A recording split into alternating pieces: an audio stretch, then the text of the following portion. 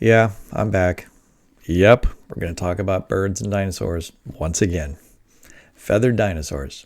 I mean, Answers in Genesis can't stop talking about feathered dinosaurs and their obsession with it. So we're going to have to keep talking about it. And the reason, let me tell you, the reason we're talking about it now is because I just read an article on the New Creation blog about feathered velociraptors. And although that blog doesn't specifically mention that it's a response to this particular article, it's a response to this particular article. Okay. So we're going to take a quick look at a very good article about feathered velociraptors hosted at the New Creation blog. And the New Creation blog, remember, are a group of individuals which Answers in Genesis has labeled as young Earth evolutionists. All right, so here we see that article about young Earth evolution, why birds are not dinosaurs. And then in the last article, which I just did another video about, we had the author talking about how to help your students and help parents avoid sending students to Christian colleges that are tainted by young Earth evolutionists that have infiltrated into their midst. And one of the ways that you would know that young Earth evolutionists exist and are housed at higher ed institutions, Christian higher ed institutions, is that if you ask them whether dinosaurs could have feathers, if they don't immediately say, of course not, all right, if they equivocate, especially if they say yes, well, sure, some dinosaurs could have had fossils, could have had feathers. Well, then you know that they've just called themselves young Earth evolutionists. I don't want to rehash all the horribleness that is this particular article and how far astray it goes. I'll just say this. The little diagram they have here, right? If they had just left it at that, the message that that's sending, right? It says dinosaurs and it's pointing to these various birds. Those are obviously birds, right? And so they're saying, look, don't call these birds dinosaurs because that is an evolutionary concept, the idea that birds evolved from dinosaurs. And therefore, because they are a branch of a dinosaur lineage, evolutionary biologists like to call them simply living, descendants of dinosaurs, or actually the dinosaurs that are alive today. Okay, fair enough. Young Earth creationists don't believe that birds believe they're a separate creation. They're not related to dinosaurs. And so therefore it'd be inappropriate to call them dinosaurs. If they had just left it at that, that's the message that they wanted to send in this article. Would have been like, fine. That's that you're consistent with your other theology and expectations. But no, you know what this article does? If you don't remember or haven't seen it, I'll just tell you that a large portion of this article is devoted to basically casting doubt on the idea that some clear dinosaurs, in terms of other anatomical features, some dinosaurs have evidence that they had feathers or some type of feather, despite whether they could fly or not. And they're trying to deny that that kind of evidence exists, as if it's not possible for God to have created something that was dinosaur-like in most of its anatomical features, or even physiological features or behavioral features, and yet it had feathers. They seem to want to insist that you have to call organisms that have feathers birds, and they have to be distinct then from dinosaurs, and dinosaurs don't have feathers. I think that's a ridiculous distinction, but that is something that they tie together with and mix into the more simple argument that modern birds are not dinosaurs. It's when we get into the fossils that we run into trouble in terms of distinguishing what's a dinosaur and what's a bird. And in Answers in Genesis mind, they would like to say, as Ken Ham often says, the evidence is clear. It's easy to see how one is one and one is the other. Well, why is it easy to see? Because if it has feathers, it's a bird. And if it doesn't have feathers, well, then it's not a bird. And it's created on different days, because birds were created on a different day of creation than dinosaurs. So there must be a clear distinction between the two. Therefore, we feel like it must be an obvious thing to us, since they were created on different days. And feathers are the thing that we can use to distinguish them. All right, we're going on and on. Well, I don't want to go too far on the whole rant about feathers. Let's just take a look at this new article on the New Creation blog and see whether it is consistent or inconsistent with what Answers in Genesis is arguing in this particular article. All right, so we've got that coming right up.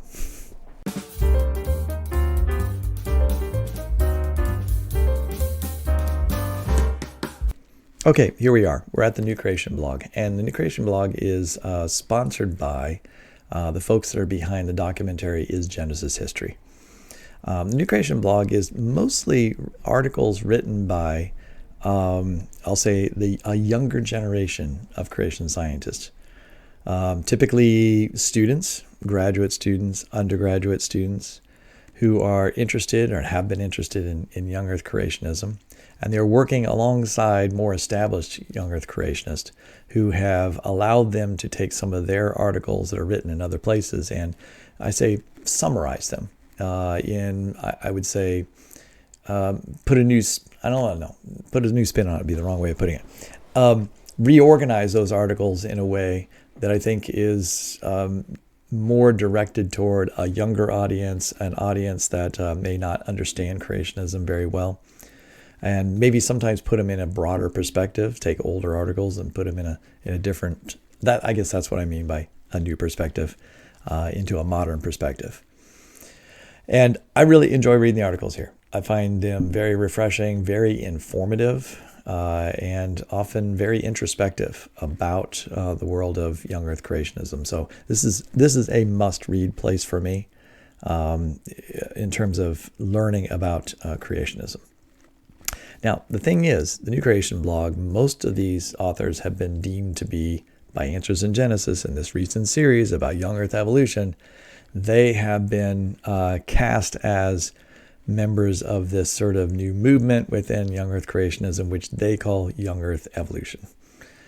And so an article written here about a feathered fiend, Velociraptor, sure feels like a reaction, right? A response to the recent article on Answers in Genesis that I just showed you about dinosaurs are not, all right, birds are not dinosaurs. And feathered dinosaurs don't exist. And here we have Velociraptor, a dinosaur, and he's calling it a feathered fiend. You're thinking, how do I know it's a dinosaur? If it has feathers, why doesn't maybe Answers in Genesis wouldn't they just label that as a bird? Well, let's see. Well, let me just show you what Answers in Genesis thinks of Velociraptor before we go through the article and talk about the characteristics of Velociraptor. So here I am looking at an image, a photograph from the Ark Encounter, and there's a board there that lists all the different Ark kinds, right? All the representatives of different created kinds that Noah had to preserve on the Ark. And so there's 2 of each type of reptile, and these are all extinct reptiles that are listed. And so here we see a long laundry list of family names because they think that family sort of represents the taxonomic category for a kind. And this represents a whole bunch of dinosaurs, right? These are all different families of dinosaurs. And up here, they list the dinosaur families or the families of extinct reptiles that they have on exhibit or on display in the Ark Encounter. And so as you walk around the Ark Encounter, you can find a Tyrannosaurid, right? And there is down here we got Dromaeosauridae, all right? The dromaeosaurs. And included in the dromaeosaurs are Velociraptor, right? And a couple other genera of dinosaurs are all part of that family. And note, this is very important, these are listed as reptiles, all right? Not as birds, all right? So let's keep that in mind. The Velociraptor here is listed in the Ark Counter. So Answers in Genesis is presenting to an audience of 1 million that Velociraptors are simply a type of reptile. They're a type of dinosaur. They are not listed over here with the birds, the extinct birds. All right, so let's come back to our article.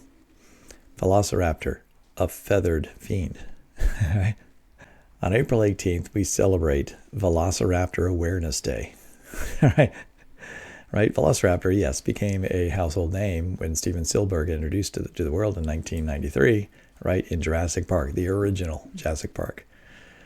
Right? According to that movie, this animal, of course, was a vicious man-sized creature, and it had this leathery hide, right? It didn't have feathers on it, right? And it would attack its prey in groups and so forth, which is saying something about what people thought that was possibly the behavioral type of Velociraptors, right? It's got this talon and slashes people, right? It's really a scary thing. It turns out Velociraptors are mostly much, much smaller than that, and probably not nearly as ferocious as we tend to depict them. And so as he notes here, it turns out the real Velociraptor was quite different from its portrayal on the big screen. Perhaps the biggest disparity is that the paleontologists now believe that Velociraptor had more in common with birds than it did with reptiles. It's even thought they were completely covered in feathers. If you ran into Velociraptor in its natural habitat, you might mistake it for a flightless, predatory bird at first glance. That makes Velociraptor a curious animal from a young Earth creationist perspective. Did it really have feathers? Right? Because if you're going to call this a dinosaur, a classic dinosaur, and it has feathers, then what are you going to do with it? I don't have any problem with what Christian Ryan and others who are called young Earth evolutionists do with these types of fossils that have somewhat dinosaur anatomy or dinosaur features, but also share some bird-like features, is simply to call them a separate creation that has characteristics of two different things.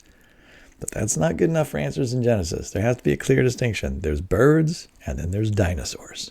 Even though there's many different kinds of birds, which are all unrelated to each other because God made different kinds of birds separately from one another. This makes Velociraptor, I just said that, a curious animal from the Earth perspective. How does it fit our perception of distinctly created organisms in the beginning? Do all of its bird-like characteristics suggest that Velociraptor was related to birds? I was using the word related there, right? Which is sort of like an homage to evolutionary biology. Are these all related to birds? But of course, he's going to say later that, as a creationist, we believe that different groups of birds that are different kinds are not actually related. They have similarities, right? But they're not related because of those similarities. I'm just pointing out what he would actually say about this, despite what that sounds like in that sentence. So meet the real Velociraptor, right? It's 2 legs, skull, dagger-like claws, and so forth.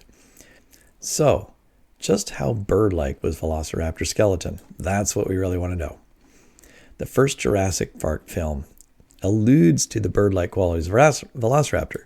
One paleontologist in the movie, Alan Grant, explains to the rest of his dig team that Velociraptor had more in common with birds than it did with reptiles. Now remember, Jurassic Park's been around for a long time, right? And Answers in Genesis knows that movie well. They wrote reviews of it and complained about the language that was used, the evolutionary language that was in that movie. But anyway, they're aware of what was said about the characteristics of Velociraptor and what makes it similar to birds. And you can see from this figure, it's got a wishbone, all right? It's got a backward-facing pubis, and as we'll see, some other features that are actually more bird-like or in common with birds versus in common with the other dinosaurs. He points out that the animal had special bones in its wrist, which are shaped like crescent moons. These are called semi-lunate carpals. They allowed the animal to fold its hands in a similar manner to which birds fold their wings to the sides when they're not using them. The most theropod meeting dinosaurs, the pubic bone is pulled forward, but Grant points out that the pubic bone in Velociraptors turn backwards, just like a bird. He also describes the animal's vertebrae are filled with open cavities that connected to a series of air sacs. Like birds today, these air sacs integrate into the animal's respiratory system. All right, so here, just in one paragraph, we've already listed several characteristics that are more bird-like than they are dinosaur-like. But, as Christian Ryan points out, there's actually other bird-like traits as well. The wishbone. In birds, the wishbone serves as the brace in the chest that makes flight possible. Velociraptor was an important discovery because it clued paleontologists into just how bird-like some dinosaurs really were. So, along with Archaeopteryx and other things, these are things that really start to stir that the ideas that birds are really adapted dinosaurs of some type. But did it have feathers?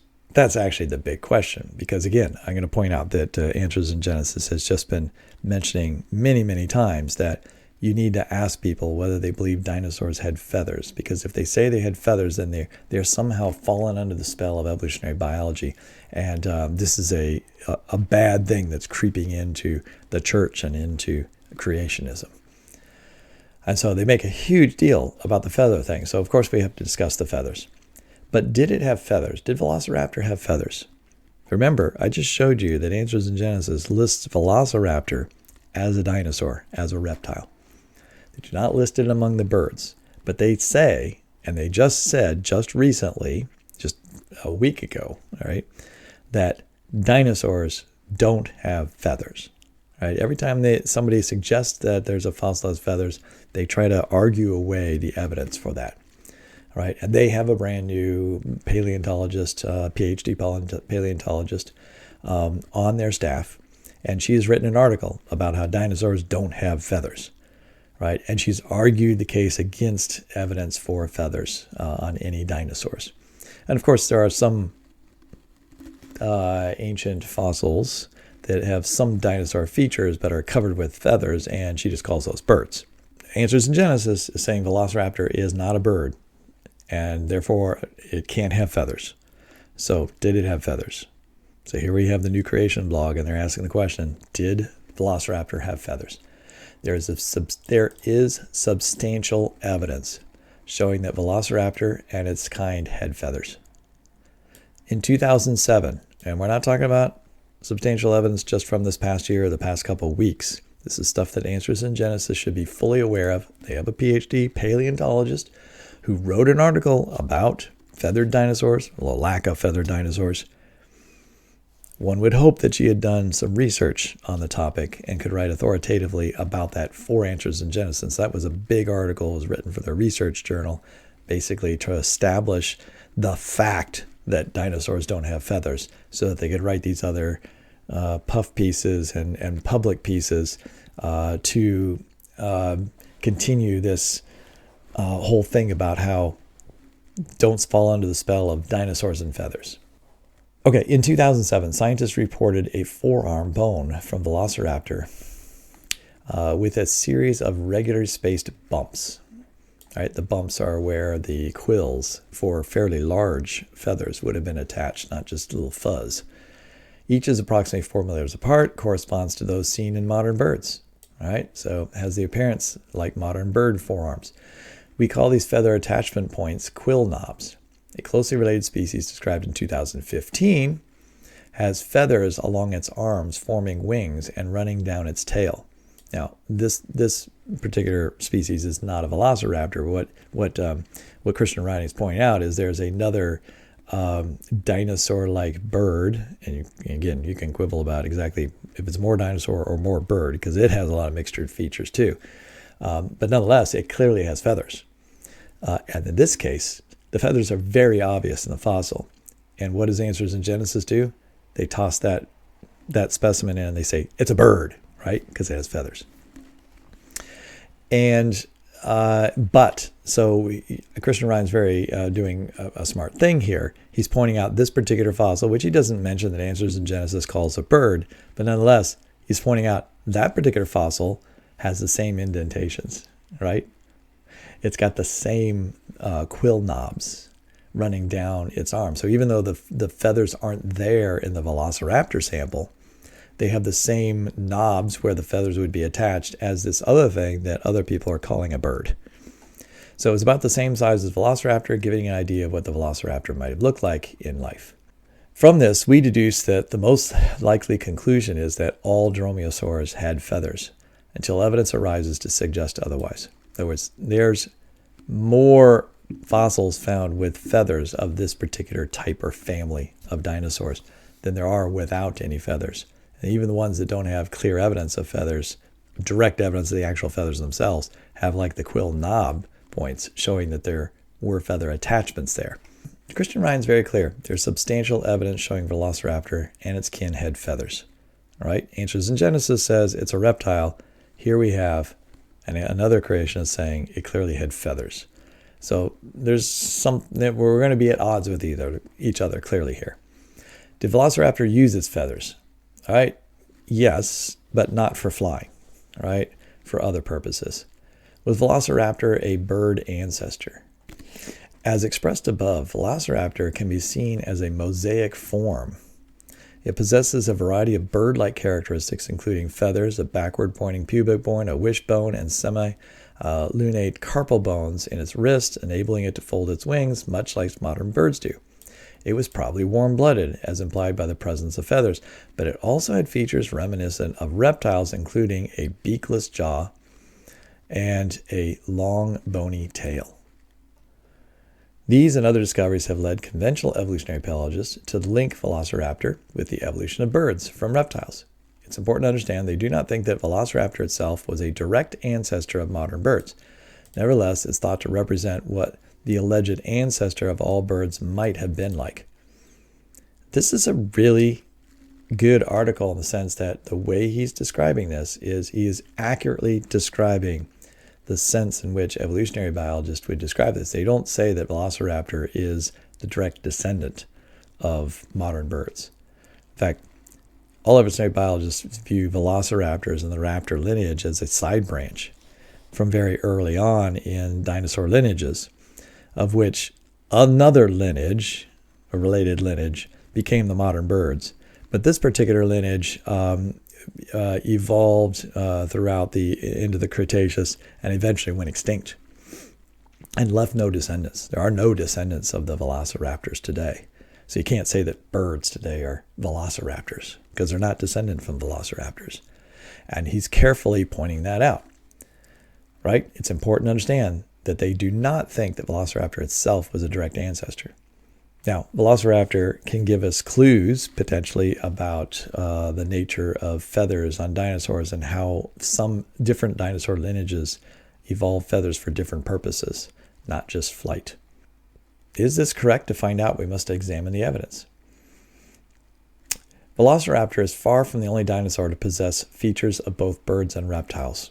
Wow, that's a very direct statement there. Velociraptor is not the only dinosaur known to possess both birds and reptile features. So he's saying there are a number of different fossil taxa that have a mixture of characteristics, including a mixture of dinosaur and feathers. Some, like Sinosauropteryx, largely resembled other theropods, aside from the fact that they had feathers. Right? They are even more dinosaur-like than the Velociraptors, which do have some bird-like characteristics. And honestly, once the denseness of Answers in Genesis wears off, although they've dug themselves in on some of these things pretty far, but when there becomes even more clear evidence that there's obvious feathers on Velociraptors, eventually what they're going to do is they're just going to call it a bird, right? They'll just flip and they'll call it a bird. But what Christian Ryan's saying here is, and he's right, there are other dinosaurs that are more dinosaur-like, and yet they have feathers, right? So on balance, if you look at a whole list of characteristics, most of the characteristics you're going to check off as being dinosaur, or let's say reptilian, and only a few characteristics are bird-like. So what happens, what does Answers in Genesis do with those when most of the characteristics are dinosaur, but you have feathers? Do you somehow pull all those characteristics that are reptilian and put them into the bird group? This is where Answers in Genesis has put it themselves, all right, by making such, forceful proclamations about what you can call a dinosaur and what you can call a bird based on some simple characteristics. They've sort of trapped themselves into, they've just created a whole bunch of problems for themselves because one fossil after another is going to be hard for them to explain. Collectively, conventional paleontologists argue that the dinosaurs display an anatomical continuum that connects them with birds. In other words, they believe these fossils blur any notion of a line that separates birds and non-bird dinosaurs. Now, of course, this is what Answers in Genesis is objecting to, because they can't accept any kind of a blur, right? They can't accept that there is an amalgam of features and shared between these different organisms, suggesting sort of a stepwise set of changes connecting these, right? Intermediate fossils. All right, now remember, Christian Ryan and others here at this blog are young Earth creationists. They accept all the tenets of young Earth creationists in terms of the Earth is young, God created different kinds separately without common ancestry. They survived through a global flood. And so how does Christian Ryan respond to what I think he has done is accurately represented the present state of the data, right? What our present knowledge of the data. And that's why I said this is a good article, right? This is why I read this particular blog. The authors here, despite their youth, seem to be much more aware of the literature than Answers in Genesis, PhD paleontologist who has a lot of trouble characterizing. Well, either she does know the literature and she doesn't fairly portray it, all right, and just leaves out information so that she can construct the story she wants to support her fossils. Dinosaurs don't have fossil mantra. Or she's just not that aware or understands a lot of the characteristics. And several of the members here on this particular blog have a much better understanding of paleontology. All right, so now let's see. How does Christian Ryan respond? How does he view these fossils? Young Earth paleontologists, however, believe that all biodiversity, past and present, can be traced back to distinct creative kinds of life forms God brought into existence during the creation week. The field of study called baraminology can help us determine which species belong to the same created kinds and which do not. Researchers have applied statistical analysis not only to Velociraptor itself, so they've looked at some of them, some creationists have looked at Velociraptor, but they've also looked at other dromaeosaurs and modern birds and other dinosaurs, right? They've done quite a few analyses using the paleontological data sets available to them. And what conclusions do they come to? They conclude the conclusions derived from use of these methods suggest that Velociraptor belongs to the same created kind as other dromaeosaurs, troodontids, and possibly even Archaeopteryx. That's a pretty broad grouping. I'll say that that's a lot more than a family. But that aside, they're saying that statistically they have a group of characteristics that they share that kind of clumps them together, right? The statistics, right, bring them together. However, these same studies also found these creatures to be distinct from other non-avian dinosaurs or modern birds. He comes to the conclusion that I've said that young Earth creationists should come to.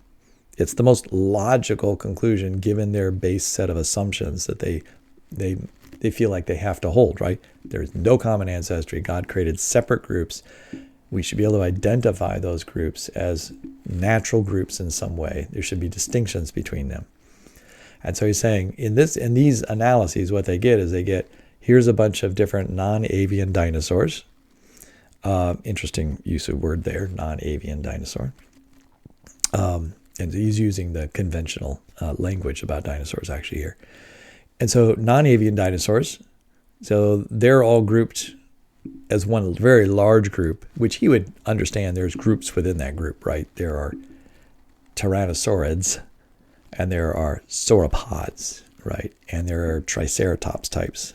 And he would, I'm sure, agree that there's different kinds of those. But all of them do share some other larger characteristics, which put them in the more reptile or a dinosaur group with all sharing common characteristics. And then there's modern birds, okay? And I'm not exactly sure what he means by modern birds there, but I would say that he definitely means all living birds today and most fossil birds, but certainly ones that share things like a pygostyle, which is the lack of the bony tail, and lack of teeth, right? There's several other characteristic features of all birds. And then you have these other things, like the dromaeosaurs. And I think he would also say that this would be true for some of the other ancient, fossils that have a mixture of characteristics, even between flighted and non-flighted and four-winged things. So there's like the mini raptors and, right, there's some other groups. Right, you're saying they group out separately. And so they're their own group, right? They're their own created kind. God created a kind of thing that has a pelvic bone like this, but it also has a wishbone because it needs to move it. It moves its arms in a different way than other dinosaurs do. It also happens to have feathers, because feathers might be good for insulation, right? And this is a design argument. I mean, I thought creationists were all about design arguments, right? They would say the similarities between organisms that are not related to each other are due to what? Common design. God is the designer.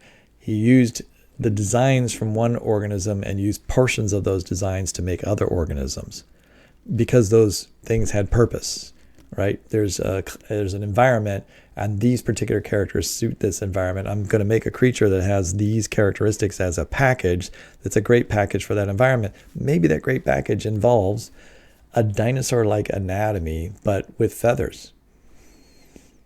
There's why can't God have done that? Now, before I forget, I want to point out that I went back and I looked at the answers in Gen. I've searched for Velociraptor and several other feathered dinosaur articles, and I've written about feathered dinosaurs many, many times in Young Earth Creationism. And if you go back in the old literature of Answers in Genesis, they actually make these same arguments. They say these same things that I'm saying now. They don't seem to be willing to say anymore. They've said in the past, like Elizabeth Mitchell, who is the predecessor to their current paleontologist, she would say exactly what Christian Ryan is saying here, which is, well, nothing precludes God from making something that has dinosaur characteristics but also has feathers. That's in the Answers in Genesis literature. They seem to have taken a more and more and more extreme view over time. I guess that's just characteristic of everything in Answers in Genesis, and Ken Ham personally, is that he has become progressively more extreme in his positions. Now, let's just finish up this paper. Christian Ryan talks about, he does bring out something about the order of the fossils of various bird-like dinosaurs. And I think he's trying to point out a problem with that tries to help his case that these are separate creations. I don't think that he is... I think he's missing part of the picture here. I'll just say that. Let's move down here to, did Velociraptors' ancestors used to fly? For the reasons expressed above, several young Earth paleontologists, and even some evolutionary paleontologists, have provided an alternative explanation for Velociraptors. They suggest that animals like Velociraptor may have descended from an animal that could have flown, but lost its ability over time. Yeah, he's going to bring up an interesting idea here, and that is, look, if you're a young Earth creationist and you take the Bible literally as most of them do, you kind of have to believe that all birds were in their original created form were able to fly, all right? Because they flew across the surface, all right, of the sky, because they were created as flying creatures. And so one explanation for ostriches and tinamous and emus and so forth is that they were originally flighted birds, and then they've lost their flight. Right? They've degraded. They've lost, information in the creationist lingo. And so you could maybe even make the argument then that God originally made Velociraptors able to fly, even though they're not able to fly, the ones we see here. But of course, these are after the original creation, being preserved in the flood. So maybe they were flighted and lost the ability to fly. Interesting, this scenario is similar to what has been proposed for certain ground-dwelling birds alive today. For example, there are parrots that can't fly and so forth. Perhaps they descended from ancestors that looked very much like Archaeopteryx, which could fly. As the generations passed, one or more lineages within the created kind became flightless. So he's applying the same logic about flightless birds today with flightless, ancient, extinct lineages of birds. So maybe they're actually related to the flighted birds. And that's why maybe the willingness to put it together with the Archaeopteryx, because it seems to have been able to fly to some extent. Not a very great flyer, but clearly could fly to some extent. All right, so in conclusion, an in-depth understanding of Velociraptor and its fossilized remains shows us that its portrayals in films like Jurassic Park do not reflect what this animal really was like. Nevertheless, Velociraptor was an incredible creature on its own right. Further study of the fossil has revealed that it's far more dynamic than we ever imagined. It helped paleontologists realize just how bird-like some dinosaurs were. God's creativity abounds throughout the things he has created. Velociraptor is another wonderful example in all of its feathery glory. Now, as I said before, this is a reaction to articles that have been critical of young Earth evolutionists, right? This is a response to that. It's saying that you call Velociraptor a reptile. All right, there we go. I think Ken Ham is actually just as influenced by Jurassic Park as everybody else. He saw those Velociraptors, saw their scaly skin, and despite some mention in the movie about how they have some bird-like behavior, saw them as being just dinosaurs, right? Saw them as reptiles. And why would anyone change that, right? It has some anatomical features like dinosaurs. We've portrayed them as dinosaurs. And now all of a sudden we're changing our minds. We're now portraying them later as having feathers in the later movies. Well, that's just the influence of those evil evolutionists that are just trying to shape the minds of young people and to fit this narrative that they've generated that dinosaurs became birds over time. And so we're trying to show that happening in the movies. Now, I think Christian Ryan, a young Earth creationist who doesn't believe in common ancestry, is looking at the evidence and saying, hey, it's very clear. Where was this here? There is substantial evidence showing the Velociraptor and his kin had feathers, right? Velociraptor had feathers. The preponderance of evidence is they have feathers. And as Christian Ryan points out, and Answers in Genesis kind of ignores some of the other characteristics. They just focus on this feather so much. The wishbone, the pelvic bone, the pubic bone and so forth.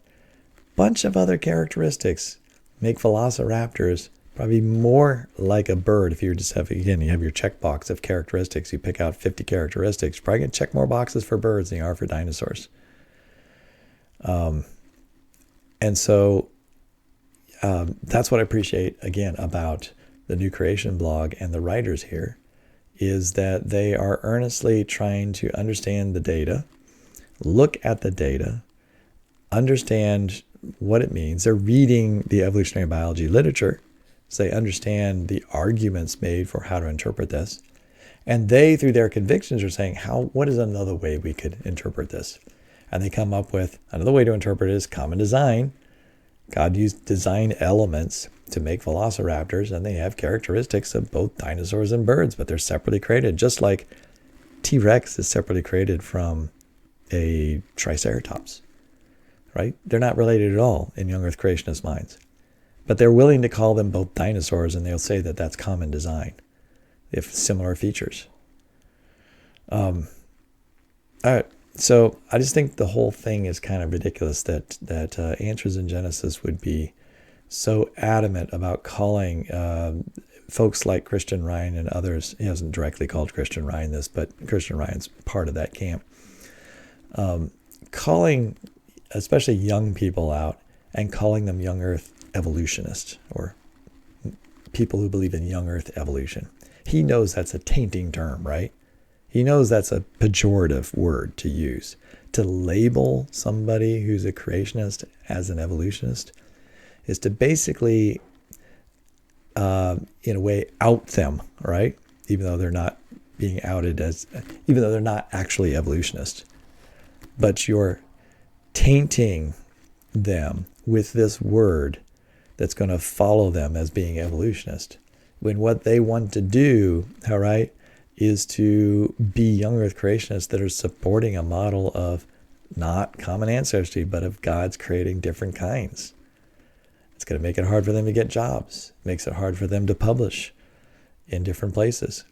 And this is what young Earth creationism needs, is they need younger voices. They need people who are honest with the data and are earnestly seeking a better understanding.